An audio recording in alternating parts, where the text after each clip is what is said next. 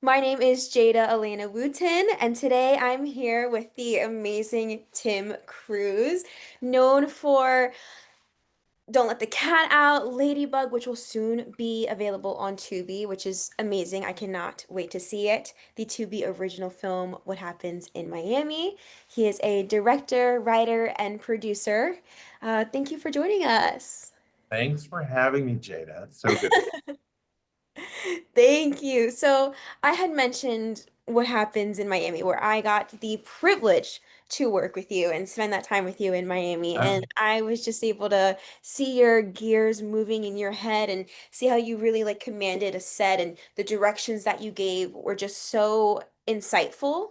You brought so much wisdom to that set, but like it all started somewhere. What's like what originally pulled you into directing? Like, was there a moment where it like switched in your head that you knew that this was what you were meant to do? um, there's different stages to wanting to direct. I think it's started when I was younger. I was helping my dad shoot wedding videos and movies. Like wedding, like people getting married, Yeah. Um, and eventually I started putzing around with my friends and we're like, yo, let's make a horror thing. Let's make a horror film. It was just something to do. Everything was wrong, but it was just something to do. I Yeah. had a guidance counselor who was like, what do you want to do when you grow up? And I said, well, I could just keep shooting these weddings. And have you ever considered making movies? And, I didn't know that was a viable path.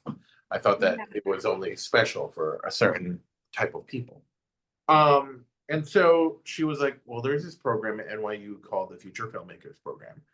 And it was a scholarship program for underserved youth to come take classes at NYU while we were in high school. And we would go during the weekends and we would come in and we would have these incredible mentors who kind of Wow. taught us and the craft of directing. And eventually that would take me to undergraduate to film school. And I remember there was a time because at the time I really wanted to also pursue music. And Mm. I played guitar in an emo band. It was really I cheesy. remember this. Uh, and I remember I traded in my guitar for 4 rolls of 16 millimeter film, which is what we were shooting our movies back then. And it Wow. was kind of like a true transition from one dream to another. But then, things get in the way, and I was like, well, I need to make money first. So I started producing music videos. And that's kind of like the early part of my career. So the second pull into directing, ironically enough, was I was producing videos in LA, fast forward. And I couldn't find the right directors to execute the Mm. projects in the way that I wanted them to. Um, I specialized in like low budget music videos that like elevated it to a certain degree. And so I would work with the record labels and stuff, and I would be like, hey guys, I'm really honestly having trouble finding the talent for this. And they're like, why don't you do it? You know how to do it. I don't know why that they gave that inkling, but I was like, okay. And so I gave it a shot. And then more and more of the art form of telling stories and creating moments and it's addicting. It's you have a dream and you have this idea in your head and you collaborate with these incredible artists and then it comes to life on the screen. It's something else. It's truly like there are painters who can paint on a blank canvas. I don't have that technical ability, but I can dream up something and get a bunch of people together and we can put it on the screen. And but the real rush with it was in all those instances, I would sit in a room with people who would watch the work and I could see them engage, I could see them laugh, I could see them cry, or um, kind of dig deep into the same things that we were exploring. And that I would say was the true pull all of this, and you're chasing after those moments all the time. Recently, the past 2 years, I've gotten a chance to premiere my movies at Fright Fest in London at the Hmm. uh Odeon Leicester Square where everybody has their premieres, like all the big movies, and um in the UK have their big premiere here. It's like um, I don't know, over like 400 people plus in the theater watching your movie, reacting to it. Oh, it's a rush. It's the biggest screen I've ever seen in my life. And that was that. I mean, like, if I kept getting hooked, like that was, I'm even more hooked. And it's Yeah. yeah, again, No, it's long-winded. great. I don't know how you're gonna condense this for social media. I always say that like movie making is like a drug. Like the Yeah, experience of movie making and how that makes you feel is like this drug that you just need another hit and another hit and another hit to feel satisfied. absolutely. Absolutely. Because it's communal, right? It's the experiences you watch it in a room filled with people. And so the Yeah, whole idea that I get to make something and I get to share it is electrifying. It is it is. it's validating. You know, I think deep down everybody wants to matter in some way and Mhm. feel like this particular form of expression. While some is for music, some is for writing. So whatever your art form is, for me it's film and directing is my way of saying I existed. This is my observation of a story that I want to share with you. Yeah. You know? So when you're making a story, like it's a lot of time to, take the concept of a script that you see or that you write to Yeah. making it on screen. Is there any initial questions that you ask yourself when you're deciding to commit your time and your voice and especially your vision to a project? Yeah. Um, the first thing, like if I'm directing something, the first question I ask is why me? Mm, Why is this my story to tell? Why am I going to tell the story? What is it about? What themes and what questions do I want to ask? So like for instance, um, the ladybug is for me thematically, what if you can't be who you really are? hmm Um, and in some ways, almost everything in a way in the past 7 films that I've made have a tinge of exploration of grief. My mm, first movie that I got to make back in 2018 is called, it was released as Secrets at the Lake. No, Murder in the Suburbs, but it was originally titled Secrets at the Lake. And it's the center of it. It's the elevator pitches. It's I know what you did last summer. It's these teenagers are hiding the secret that they, you know, of the accident that they're trying to cover up. But to me, the central of the story was these these brother and sister who are not able to get over the grief of losing their father. Um, and so for I know this is really long-winded again, but like there is this like verse in the Bible that says, "Blessed are those who mourn, for they shall be comforted." So it's hmm like a theme that I like to revisit is what happens if you refuse to mourn? What if you refuse to go into that grief, run away from? Um, and so those are some of the questions, that will come up that I like to try to explore, and that also comes up in Don't Let the Cat Out too. Um, and it's about a couple that kidnaps people and puts the souls of their cats in them, and it's absurd. It's but again, it's about if you can prevent something inevitable for someone you love, would you do it? And how much of the world would you burn down with you? Yeah, I think that's so interesting. I think film is such a expression of like the human experience in a way. Sure. And told in creative ways. And I feel like that also changes your perspective a lot on in the world. I know at least for me, all these years of pursuing my career, I'm a completely different person than when I started Yeah. because so many perspective shifts have happened. Like, is there a time on set where your perspective as a director, writer, producer completely shifted? You know, whether that was from like an actor or a mistake or just a surprising moment in general?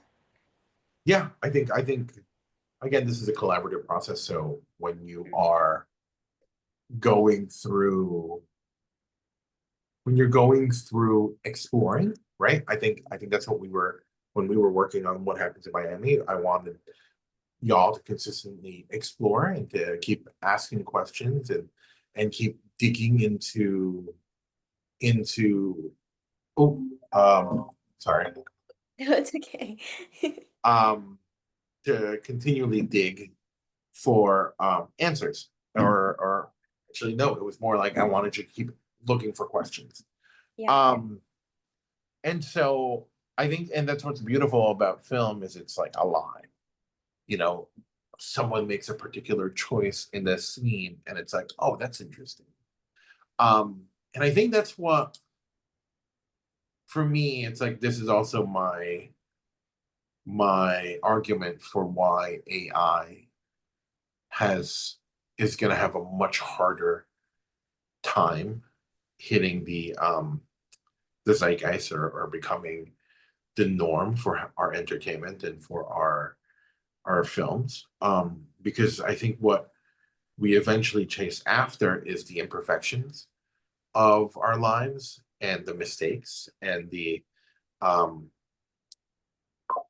and the incompleteness, you know. I don't know if that's a word. Um, and so whenever I see that, I try to shine a spotlight on it and goes, okay, why is this happening? Why is this uh we had this plan of where we go, but there's kind of like this tiny little detour.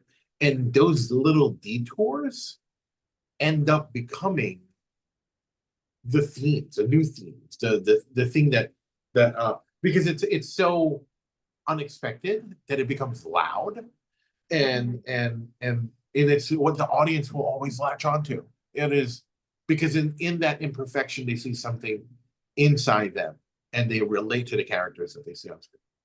Yeah. And so if there is anything, um it's not more a shifting of perspective, it's I'm chasing that imperfection. Hmm. um my favorite form types of performances are, I call it on the take three, which is like the fuck it take, right? Like text, the take one is for the text. Text two is like a slight modification, right? It's like I want you to punish, or I want you to do this. And then the third one, it's like we know the text, we know the words, you know it. I want you to kind of swing for the fences, you know, lean into any time you stumble.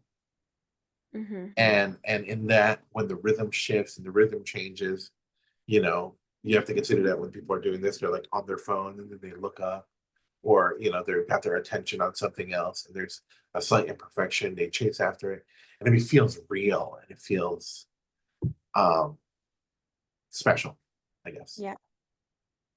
Yeah, when you're directing those people to take that special idea and film that take, you know, it takes a lot of leadership because you're telling somebody to go a certain route in the scene.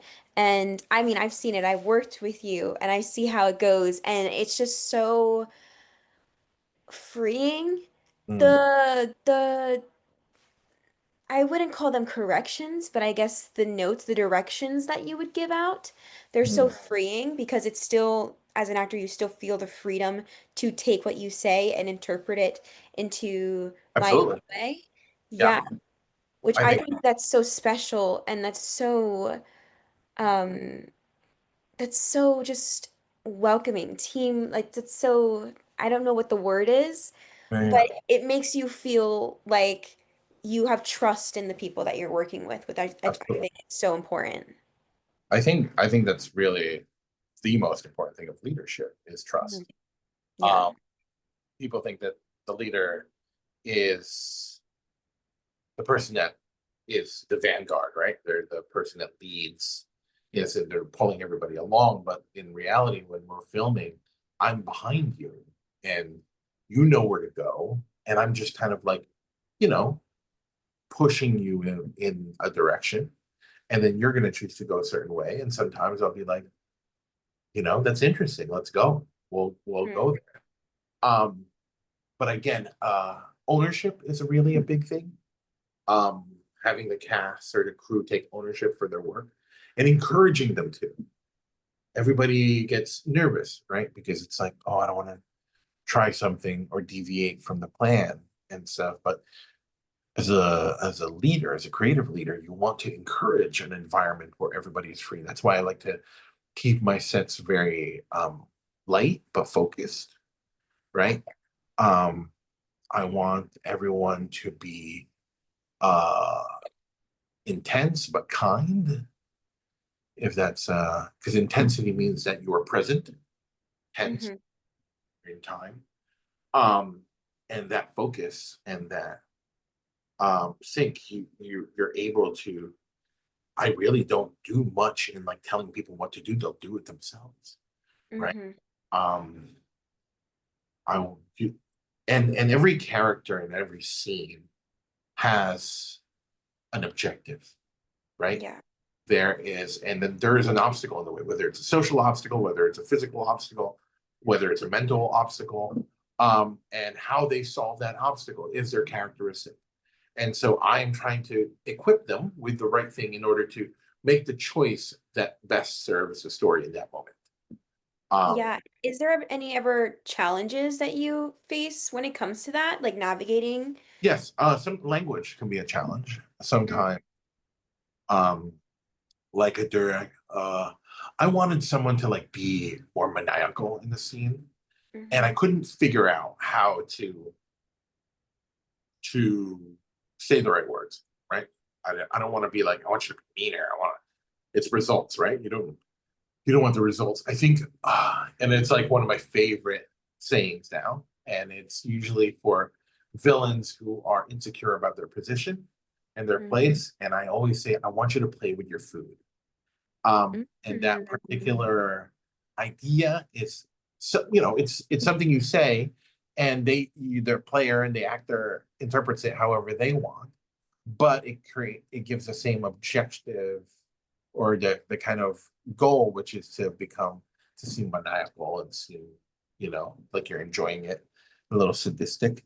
um and again, it's different for everyone. And when you say it also matters, right? Mhm. It can be a secondary instruction so that they're not dwelling.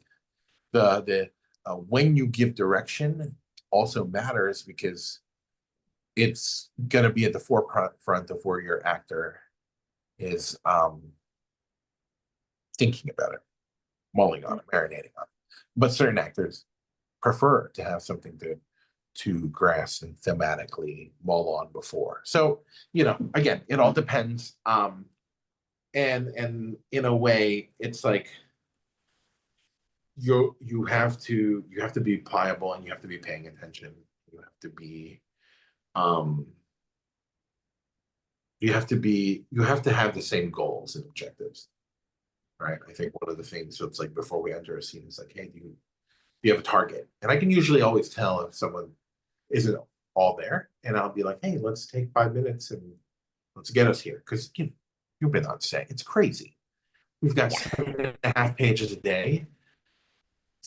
Maybe people are also using your holding as like to stage art, because we're in a cramped space and you don't really have time to get yourself to that space. And like you suddenly, first team, your PA is coming and be like, they need you on set and you're there and you're like, shit, I didn't do it. I didn't do my prep. I didn't do my thing. And a good director is paying attention and be like, oh no, Jada's not there yet. I need to buy her some time. Mm-hmm. So I'll fucking make up something like, I want the shot to be like this. Can we move this light? You're the And, best. you know what I mean? And then it's like, but without drawing attention to them because you don't want that pressure. You don't want that, like, oh, everybody's waiting on me. No, we're not waiting on you. You know what I mean? You take the time that you need to get there. Yeah. Um, we'll figure out something to do. Yeah. Um, and then, I mean, girl, when you get there, it's like fireworks.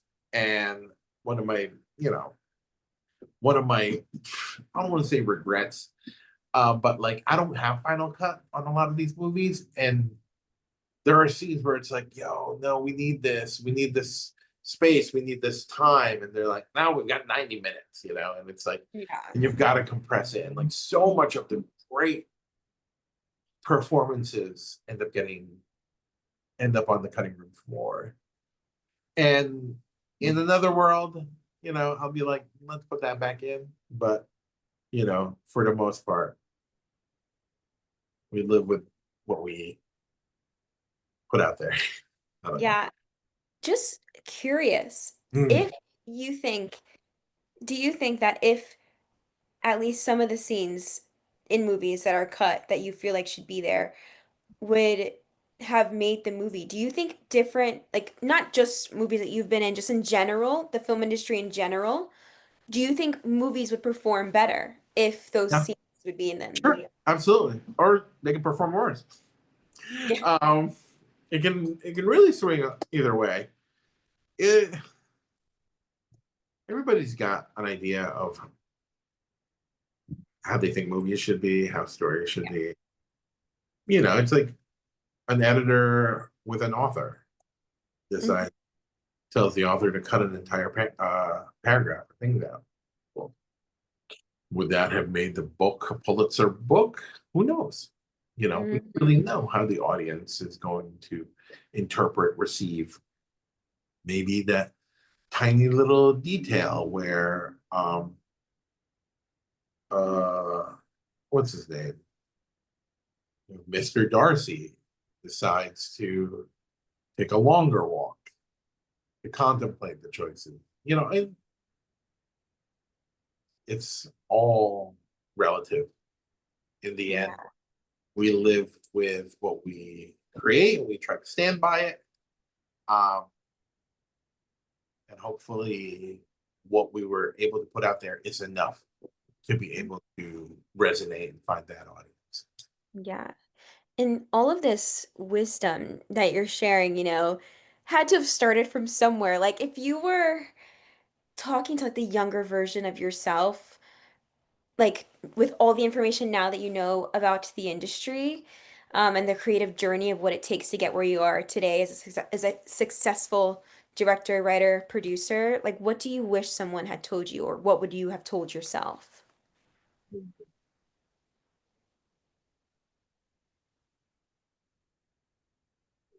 To not chase after success, Mm. chase after good work, and to never assume that what makes you valuable is the things but kind of like the experiences you're willing to. I don't know. I don't know. It's so long winded, but when I was younger, I was kind of a know it all, right? I was really insecure about belonging. I was really insecure about um, belonging in that room, right? Yeah.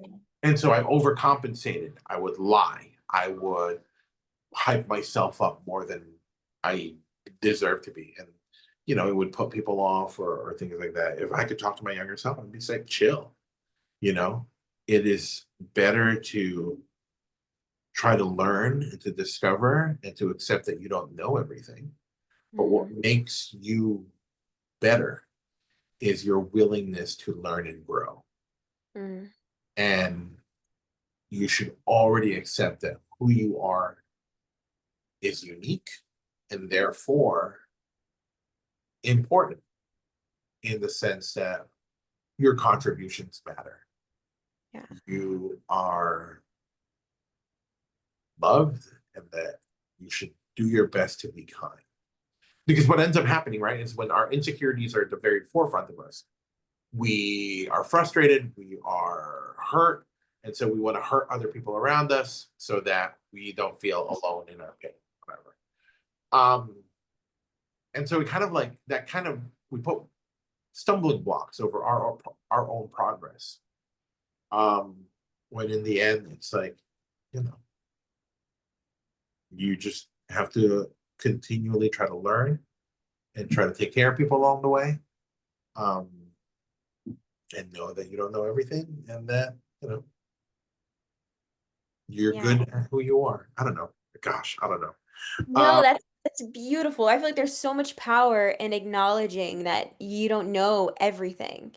yes. And that also, I feel like makes you better because you learn more rather than acting like you know everything, and then there's no room to grow Yeah. because you're not searching to grow, you Mhm. know?